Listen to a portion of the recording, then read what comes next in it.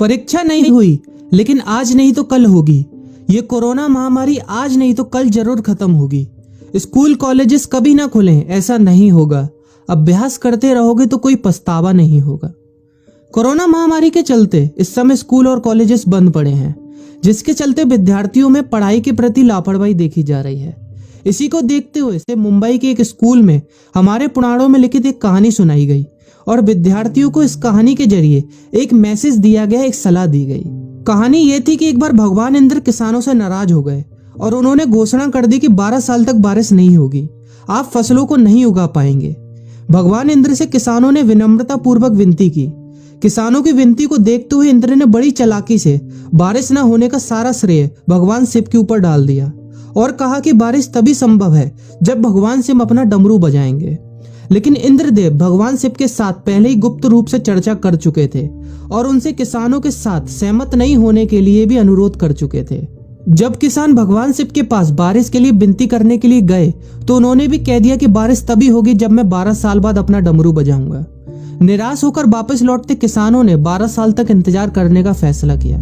लेकिन उनमें से एक किसान वापस लौटकर नियमित रूप से अपना काम कर रहा था, खेती कर रहा था, यहाँ तक कि बीज भी बो रहा था। अन्य किसानों ने यह देखकर उस किसान का मजाक उड़ाना चालू कर दिया।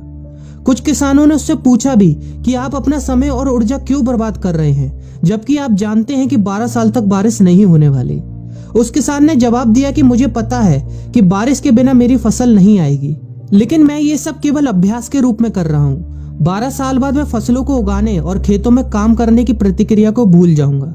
शरीर की काम करने की आदत छूट जाएगी और शरीर आलस का शिकार हो जाएगा। इसलिए मैं अभ्यास करता रहता हूँ कि जब 12 साल बाद बारिश होगी तो मुझे काम करने में मुश्किल नहीं होगी। जब इस किसान की यह बात पार्वती जी को पता चली तो उन्होंने भी चिंतित होकर शिव जी से कहा, आप भी 12 साल बाद डमरू बजाना भूल सकते हैं। यह सुनकर भगवान शिव भी चिंतित हो गए, इसलिए कहीं वो डमरू बजाना भूल तो नहीं गए, इसकी जांच करने की सोची और अपना डमरू उठाकर बजाने की कोशिश करने लगे। कोशिश करते हुए जैसे ही डमरू से आवाज आई वैसी बारिश होने लगी और जो किसान नियमित रूप से अपना काम कर रहा था उस किसान का खेत फसलों से हरा भरा हो गया। लेकिन बाकी सभी बारिश का इंतजार करते किसानों को पछतावा हुआ, क्योंकि उन्होंने अभ्यास करना भी छोड़ दिया था। इसी तरह 2 सप्ताह बाद, 2 महीने बाद या 2 साल बाद लॉकडाउन समाप्त हो जाएगा। कोरोना महामारी भी खत्म हो जाएगी। इसे घूरने या इस महामारी के खत्म होने तक का इंतजार करने से बेहतर है कि आप जिस कक्षा में हैं या जिस अगली कक्षा में जाने वाले हैं उसका अध्ययन करें। पुस्तकों का अध्ययन करके अपने कौशल को तेज करें। आपके पास जो ज्ञान है उसे और बढ़ाएं। इस समय का इस्तेमाल करें और ये सोचें कि आप और भी बेहतर कैसे कर सकते हैं, क्योंकि डमरू कभी भी बच सकता है। इसलिए अभ्यास करते रहें। अभ्यास ही गुणवत्ता का सार है। अभ्यास ही है जो आपको किसी भी क्षेत्र में पूर्ण बनाता है।